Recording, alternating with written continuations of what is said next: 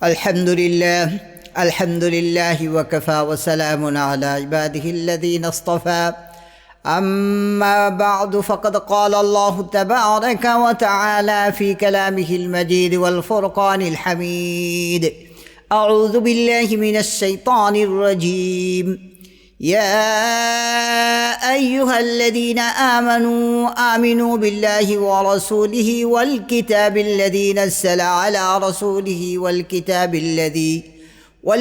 الذي أنزل من قبل ومن يكفر بالله وملائكته وكتبه ورسله واليوم الآخر فقد ضل ضلالا بعيدا শুধু দর্শক ও শ্রোতা, আজকে আমাদের এই 5 মিনিটের মাদ্রাসার আলোচ্য বিষয় হলো ঈমান। ঈমান এটা আকায়েদেরই একটা অংশ, যে আমরা আগে বলেছিলাম যে আমাদের এই কয়েকটা বিষয়ের উপর আলোচনা করা হবে। 1 নম্বর হলো আকায়েদ, 2 নম্বর হলো ইবাদত, 3 নম্বর মুআশারাত, তারপরে মুআমালাত এবং আখলাক। সেই আকায়েদেরই একটা টপিকস হলো ঈমান বা বিশ্বাস। এই ঈমান এবং বিশ্বাস এ সম্পর্কে কোরআন কারীমের আয়াতে যে বলা হয়েছে, ইয়া আইয়ুহাল্লাযীনা আমিনু বিল্লাহি ওয়া রাসূলিহি ওয়াল কিতাবিল্লাযী আনজালা মিন ক্বাবল ইলা আখিরিল আয়া। এই আয়াতে আল্লাহ তাআলা কি কি বিষয়ের উপরে বিশ্বাস স্থাপন করতে হবে সে সম্পর্কে বিস্তারিত বলেছেন।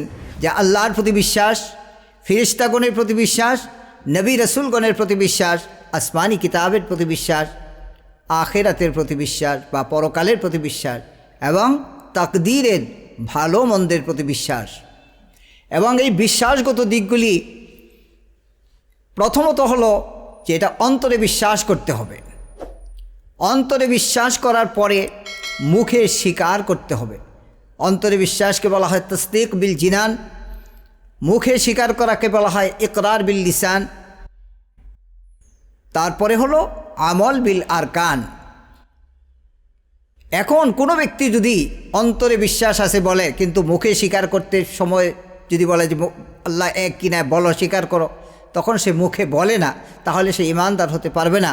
যেমন রাসূল সাল্লাল্লাহু আলাইহি সাল্লামের চাচা আবু তালেব, তিনি জানতেন যে মুহাম্মদ সাল্লাল্লাহু আলাইহি ওয়াসাল্লাম আল্লাহর রাসূল, কিন্তু তিনি মুখে স্বীকার করেননি।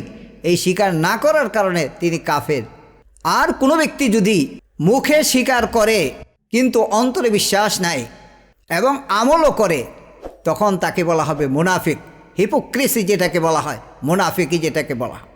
আর এমন ব্যক্তি যে অন্তরে বিশ্বাস আছে, মুখে স্বীকারও করে, কিন্তু ইসলামের কোনো বিধি বিধানের প্রতি সে তোয়াক্কা করে না, কোনো আমল করে না, নামাজ পড়ে না, রোজা করে না, ইত্যাদি কোনো বিষয়ের প্রতি আমল করে না, কিন্তু অন্তরে তার বিশ্বাস আছে, মুখে স্বীকারও করে, ওই ব্যক্তি ঈমানদার বটে, তবে তাকে বলা হবে ফাসিক বা গুনাহগার। এই জন্য আমাদের এই যে সমস্ত বিষয়গুলি বলা হলো যে আল্লাহর প্রতি বিশ্বাস, এই আল্লাহর প্রতি বিশ্বাসটা কিভাবে হতে হবে?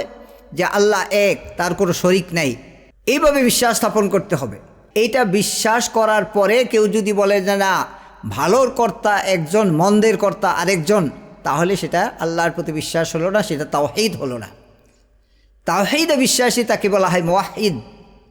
আর যে তাওহীদে বিশ্বাসী নয়, আল্লাহর সাথে কাউকে শরিক করে, তাহলে সে হলো মুশরিক।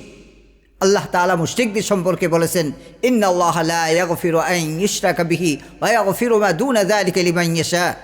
যে ব্যক্তি আল্লাহর সাথে কাউকে শরিক করবে, আল্লাহ তাআলা তার জন্য জাহান্নাম অবধারিত করেছেন এবং জান্নাত হারাম করেছেন, এবং আল্লাহ তাআলা তাকে ক্ষমা করবেন না যদি মুশরিক অবস্থায় কেউ মারা যায়। তারপরে হলো অগ্নিপূজকরা, ইয়েজদান এবং আহরামান, এইরকম তারা দুইজনকে মনে করে, অর্থাৎ একজন ভালোর প্রভু আর একজন মন্দের প্রভু।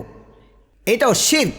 এরকমভাবে যেমন হিন্দুরা স্রষ্টা একজনকে মনে করে, পালনকর্তা একজনকে মনে করে, সংহারকর্তা একজনকে মনে করে, এটাও হলো মুশরিক। যেমন খ্রিস্টানরা সালিসু সালাসা বলে 3 খোদা বিশ্বাস করে, এটাও শিরক। সুতরাং এই সমস্ত বিষয় থেকে আমাদের পরিহার করে একমাত্র নিরেট আল্লাহ তাআলার প্রতি খালেসভাবে বিশ্বাস স্থাপন করতে হবে।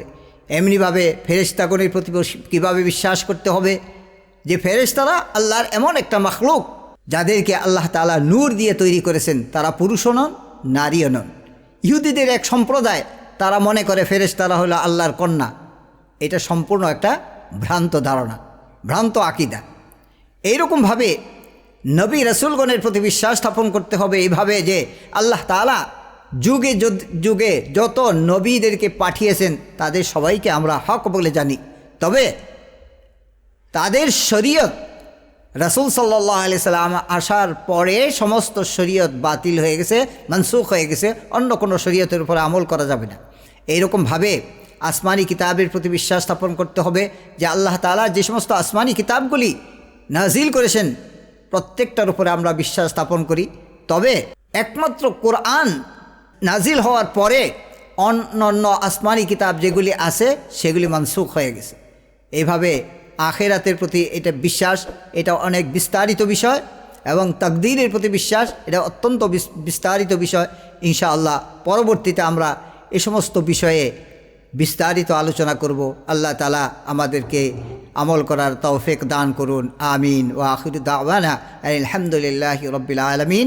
আসসালামু আলাইকুম ওয়া রাহমাতুল্লাহ। ভিডিওটি ভালো লাগলে অবশ্যই লাইক দিবেন, শেয়ার করবেন, আর আপনাদের কোনো মন্তব্য বা প্রশ্ন থাকলে কমেন্ট করে জানাবেন। আমাদের সাথে থাকার জন্য অবশ্যই চ্যানেলটি সাবস্ক্রাইব করে রাখুন এবং বেল আইকনে ক্লিক করে রাখুন। সবাই ভালো থাকবেন, সুস্থ থাকবেন। ধন্যবাদ।